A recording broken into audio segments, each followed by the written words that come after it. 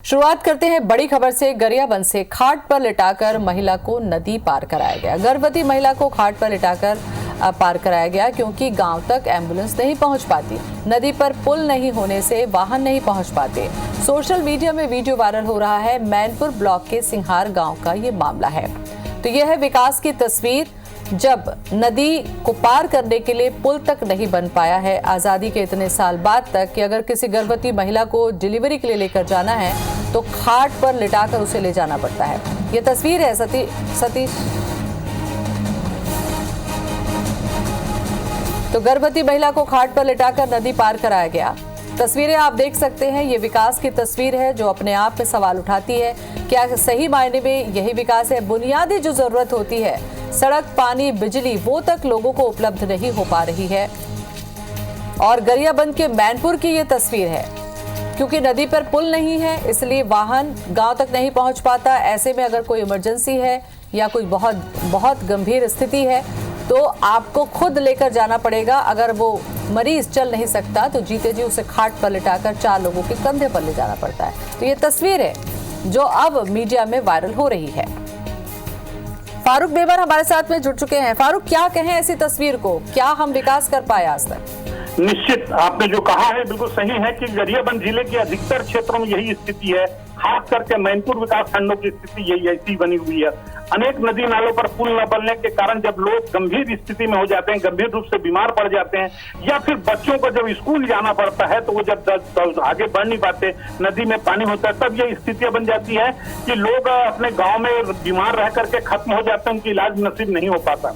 यह जो तस्वीर देख रहे हैं ये फारूक, ये तो तस्वीर अपने आप में बहुत कुछ बयां कर रही है। मैं आपसे ये जानना चाह रही हूँ कि अगर नदी पर पुल नहीं बना है, गांव में सड़क नहीं बना है, तो क्या इसकी जानकारी वहां के प्रशासन को नहीं है या फिर अनदेखी की जा रही है? ये बताइए। गांव के जो पंच सरपंच हैं लगातार इसकी सूचना जिलाधीश तक पहुंचा रहे हैं, कमिश्नर तक पहुंचा रहे हैं, अपने नेताओं तक पहुंचा रहे हैं जिनको उन्होंने जनप्रतिनिधि के रूप में चुना है, जिनको संसद या विधायक कहा जाता है, उन तक बात पहुंचाई जा रही है। लेकिन दुर्भाग्य यह है कि इनको सुनने वाला इस क्षेत्र में कोई नहीं है। क्या जनप्रतिनिधि इस रास्ते से कभी गुजरे हैं?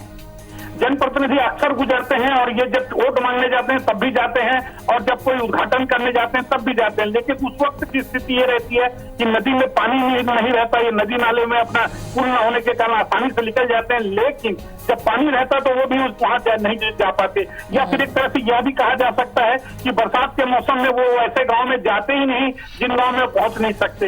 हालांकि मैनपुर क्षेत्र में सबसे, मैनपुर और देवोग हमारे जिले का सबसे पिछड़ा क्षेत्र है, और दुर्भाग्यजनक है जब बीमार पड़ता है आदमी तो उसे खाट में लेकर के आना पड़ता है।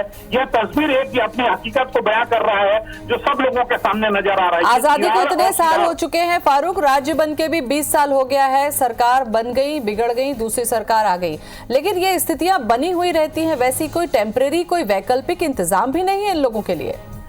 देखिए, वैकल्पिक इंतजाम की अगर हम बात करें तो सिर्फ यही है कि बरसात जब खत्म होता है तो 8 महीने के लिए रास्ता चालू हो जाता है। लेकिन जैसे ही पानी गिरता है, चाहे वो ज्यादा पानी गिरे चाहे कम पानी गिरे, ये जो पानी है परसों जो रात को पानी गिरा है वह पानी के चलते ही नदी पर बाढ़ आ गया, जिसके कारण से लोगों को खाट में लेकर के आना पड़ गया। 108 को बुलवाया गया था, 108 वहां पहुंची भी थी लेकिन नदी पार नहीं। चलिए, अब सोशल मीडिया में ये तस्वीर वायरल हो रही है फारूक। मुझे लगता है कि आज IBC 24 के माध्यम से भी ये जानकारी प्रशासन, शासन तक पहुंचे, और अगर उनके संज्ञान में नहीं है तो हम बता रहे हैं कि ये मैनपुर का इलाका है। यहाँ पर आप सोचिए, गर्भवती महिला जो पहले ही प्रसव पीड़ा से परेशान है, उसे खाट में डालकर 4 लोग जीते जी कंधे पर ले जा रहे हैं, इसलिए क्योंकि वहां तक वाहन नहीं पहुंच सकता।